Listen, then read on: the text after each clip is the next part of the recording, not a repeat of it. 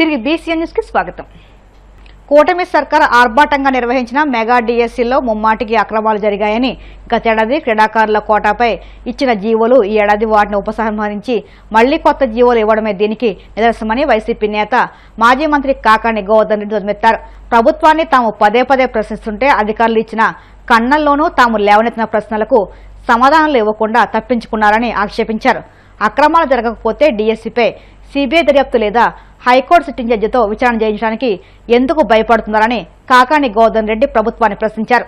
ఒక పక్క పాపం టీచర్ ఉద్యోగాలకు సంబంధించి వాళ్ళను ఊరించి ఇది చేస్తాను అది చేస్తానని ఎన్నికలకు ముందు నుంచి నేను మెగా డిఎస్సీ ఇస్తాను, మెగా డిఎస్సీ నోటిఫికేషన్ విడుదల చేస్తాను అధికారంలోకి వచ్చిన తర్వాతనేనని చెప్పి అధికారంలోకి వచ్చిన తర్వాత తొలి సంతకం చేసి వాళ్ళను ఊరించి ఉడికించి చివరకు 2025లో మెగా డిఎస్సీకి సంబంధించినటువంటి నోటిఫికేషన్ చంద్రబాబు నాయుడు విడుదల చేయడం జరిగింది. అయితే దీనిలో అనేక రకాలైనటువంటి అనుమానాలు ఉన్నాయి. అధికారులు కూడా ఒక రిజైండర్ ఇచ్చారు, దాని మీద ఖండన ఇచ్చారు మేము చేసినటువంటి ఆరోపణల మీద.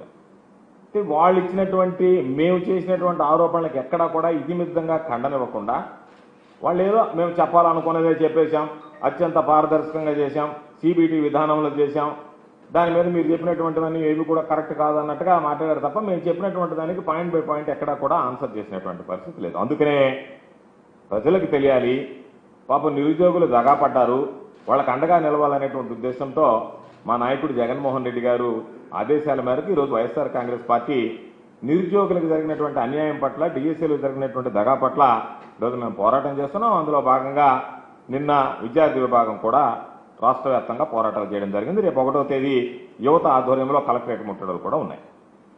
మేము మిమ్మల్ని అడిగేటువంటి వాటికి ఎక్కడా మీరు సూటిగా చెప్పకుండా దాట వేసినటువంటి వాటికి మరలా ఒకసారి మీకు గుర్తు చేయాలనేటువంటి ఆలోచనతోనే ఈరోజు ఈ మీడియా సమావేశాన్ని నిర్వహించాం. మీరు అర్హులైనటువంటి అభ్యర్థులు, మీరెవరైతే అర్హత ఉంది అని చెప్పి ఎంపిక చేశారో ఆ అర్హత కలిగినటువంటి అభ్యర్థులకి కాల్ లెటర్లు పంపి వాళ్ళ సర్టిఫికేట్లన్నీ పరిశీలన కూడా పూర్తయిన తర్వాత తుది జాబితాలో వాళ్ళ పేర్లు గల్లంతు కావడానికి కారణం ఏమిటి, దానికి మీరు స్పష్టంగా సమాధానం చెప్పగలరా?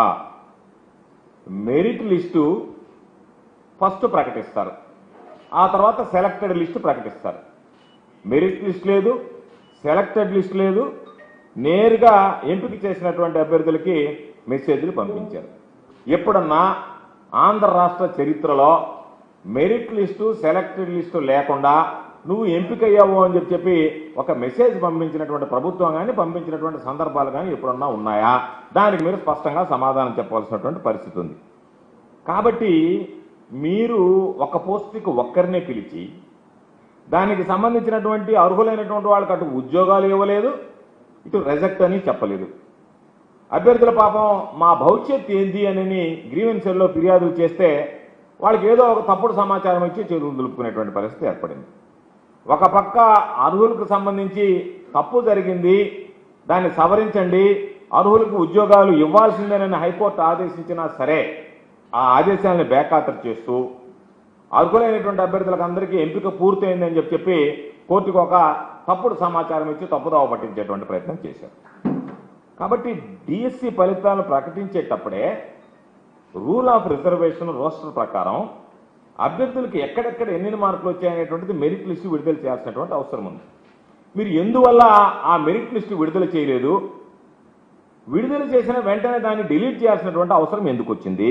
దీన్ని సాధారణంగా 2025కి సంబంధించినటువంటి దాంట్లో ఎందుకు మీరు దీన్ని భిన్నంగా నిర్వహించారు? ఎప్పుడూ లేనటువంటి విధంగా ఎందుకు మీరు నిర్వహించాల్సినటువంటి పరిస్థితి ఏర్పడింది? తర్వాత ఫలితాల ప్రకటన వరకు ఒక విధానాన్ని అనుసరించారు, సర్టిఫికేట్ల పరిశీలనకు వచ్చేటప్పటికి ఇంకొక విధానాన్ని, మరో విధానాన్ని తీసుకొచ్చారు. తుది ఎంపిక జాబితా వచ్చేటప్పటికి వీటన్నిటినీ పక్కన పెట్టి ఒక నూతన విధానాన్ని తీసుకొచ్చి మీకున్నటువంటి అజెండాని ఈరోజు అమలుపరిచి ఈరోజు అర్హులైనటువంటి పాపం నిరుద్యోగుల ఆశల మీద నీళ్లు చల్లి వాళ్ళ కడుపు కొట్టేటువంటి ప్రయత్నం చేశారు. ప్రకాశం జిల్లా కొరుసపాడు మండలం పిచ్కలగూడిపాడు గ్రామంలో కలెక్టర్ రాజాబాబు రాత్రి గ్రామ సచివాలయంలోనే నిద్రించారు. ఉదయం వేకువజామునే ప్రజల చెంతకు చేరి గ్రామ సమస్యలను అడిగి తెలుసుకున్నారు. ఉపాధి హామీ పనులను తనిఖీ చేసి ఉపాధి హామీ వర్కర్లతో కలిసి మాట్లాడారు. అనంతరం గ్రామంలోని ఎస్సీ కాలనీలో పారిశుద్ధ్య నిర్వహణను పరిశీలించారు. గ్రామస్తులతో మమేకమై పారిశుద్ధ్య నిర్వహణ గురించి వివరించారు. ఈ పర్యటనలో కలెక్టర్ వెంట గ్రామస్తులతో పాటు జిల్లా అధికారులు పాల్గొన్నారు. జరిగింది. సో రాత్రి మనము ఇక్కడ ఉన్నటువంటి గ్రామస్తులతో అందరితో కూడా ఇంటరాక్ట్ అవ్వడం జరిగింది. సో అక్కడ ఏదైనా ఇష్యూస్ ఉన్నాయి, తర్వాత ఆల్రెడీ కొన్ని ఇష్యూస్ ఉంటే అవన్నీ కూడా రిజాల్వ్ చేసిన దాని మీద వాళ్ళ సంతృప్తి స్థాయి ఎట్లా ఉన్నది.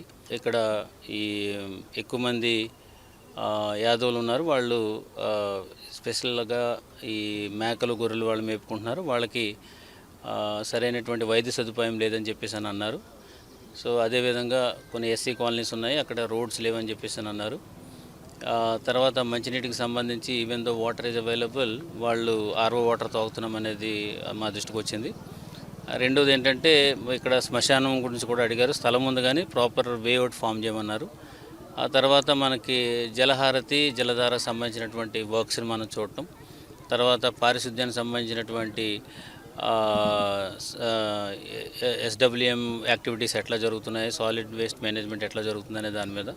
సో అనేక అంశాలు ఈ గ్రామంలో మనం దాని మీద వచ్చినటువంటి complaints at the same time ఎలా జరుగుతున్నాయి అనేది కూడా మనం మార్నింగ్ లేచి అందరూ ఆఫీసర్స్ అందరూ కూడా ఎక్కడైతే సమస్య ఉందో ఆ ప్రాంతానికన్నా వెళ్ళి చూడటం అనేది జరిగింది. ఇక్కడ ప్రజలకి మనం అందిస్తున్న అన్నిటిలో కూడా చాలా సంతృప్తి ఉంది. సో రోడ్స్కి వచ్చేటప్పటికి ఆల్రెడీ మన పంచాయతీరాజ్ శాఖ వారు ఆ రోడ్స్ ఫిల్ చేస్తామని చెప్పేసి అన్నారు.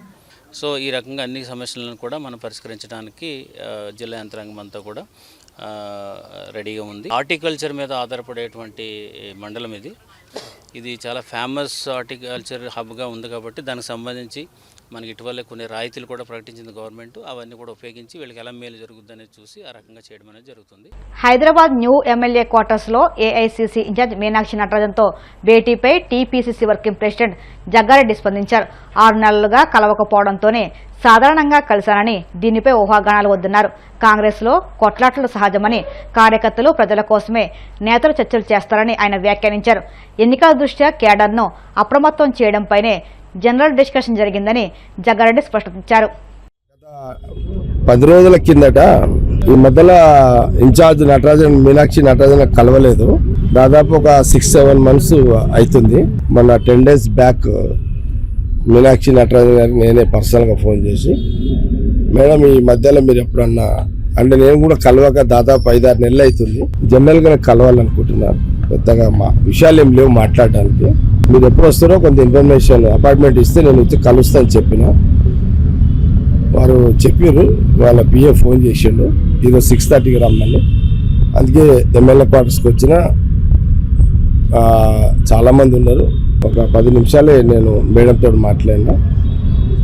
మాట్లాడిన దాంట్లో కూడా వాస్తవం కూడా ఏం లేవు. అంటే ఏదో అందరూ ఊహిస్తారు కదా, అది మాట్లాడిండు ఏదో మాట్లాడిండు ఊహిస్తారు. ఊహించిన రాజకీయ ప్రస్తావన తెలియలేదు. బయట మీడియా కథనాలు, మీడియా ఏదైతే ఊహలు ఉంటాయో అలాంటివి ఏం లేవు. మేడం కలిసిన నేను 5-6 నెలల మేడం మిమ్మల్ని కలవక జస్ట్ కలవాలని కలిసిన. సరే మేడంకి ఒక మాట అంటే ఓవరాల్గా ఒక్క మాట అయితే ఏం చెప్పినంటే, విలేజ్ నుంచి హైదరాబాద్ వరకు, గ్రామం నుంచి హైదరాబాద్ వరకు కార్యకర్తలు, నాయకులు ఈ వ్యవస్థని అందరిని కూడా ఒక టీమ్గా మనకి, ఎందుకంటే మనకు 2.5 సంవత్సరాలు ఉంది. మన గవర్నమెంట్ కూడా ఇప్పుడు 2.5 years అయింది కదా, మనకు 2.5 సంవత్సరాలు ఉంది. సీఎం రేవంత్ రెడ్డి గారు కూడా ఇంకొక పిసిసి ప్రెసిడెంట్ కూడా ఇప్పుడు ఇద్దరు స్టేట్మెంట్లు కూడా మళ్ళా రానున్న 5 ఏళ్ళు కూడా గవర్నమెంట్ ఉండాలని ఒక ప్రయత్నం కూడా సీఎం పరంగా, రేవంత్ రెడ్డి పరంగా కానీ, లేకపోతే మహేష్ గౌడ్ పరంగా కానీ ఇట్లా స్టేట్మెంట్లు మనం చూస్తున్నాము. కాబట్టి మనము ఈ 1.5 years గ్రామము, నియోజకవర్గము, జిల్లా అండ్ హైదరాబాద్ వరకు అందరిని కూడా స్ట్రెంథన్, అంటే ఇప్పటివరకు ఎంత స్ట్రెంథన్ చేయగలిగినాము, ఇంకా స్ట్రెంథన్ చేసేది ఏమున్నది చెక్ చేసుకొని సీఎం కానీ, సీఎం రేవంత్ రెడ్డి గారు కానీ, ఇన్ఛార్జ్ కానీ, పీసీసీ ప్రెసిడెంట్ మీరు చేస్తున్న ప్రయత్నానికి ఇంకా అదనంగా కొంత పని చేసి, కొంత కోఆర్డినేషన్ చేసి ఇంకా చేయాలి మేడం. ఈ 6 నెలలు ఇంకో మనము ఇప్పుడు 6 నెలలు అయితే మనకు 3 years అవుతుంది.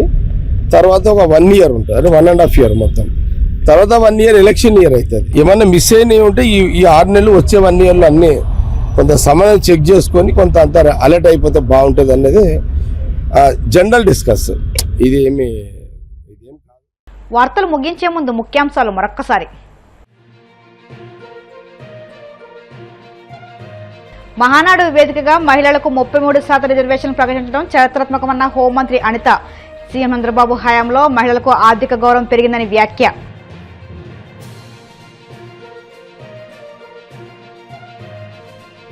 అర్బన్ ఛాలెంజ్ ఫండ్ కింద విశాఖకు 1500 కోట్ల విలువైన ప్రాజెక్టులు మంజూరు. పట్టణాన్ని అభివృద్ధి పదంలో మరింత ముందుకు తీసుకువెళ్తామన్న ఎంపీ శ్రీభరత్.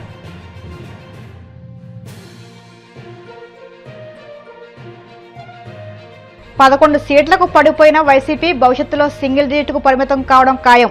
తీవ్రస్థాయి దుర్మెత్తిన కడప ఎమ్మెల్యే రెడ్డప్పగారి మాధవిరెడ్డి.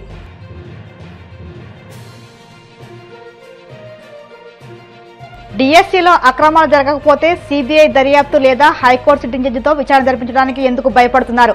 మాజీ మంత్రి కాకాణి ధ్వజం. ఈ వార్తలు సమాప్తం. మరిన్ని వార్తల కోసం BCN digital YouTube channel, Facebook పేజీని ఫాలో అవ్వండి. అప్డేట్ వార్తల కోసం ప్లీజ్ సబ్స్క్రైబ్.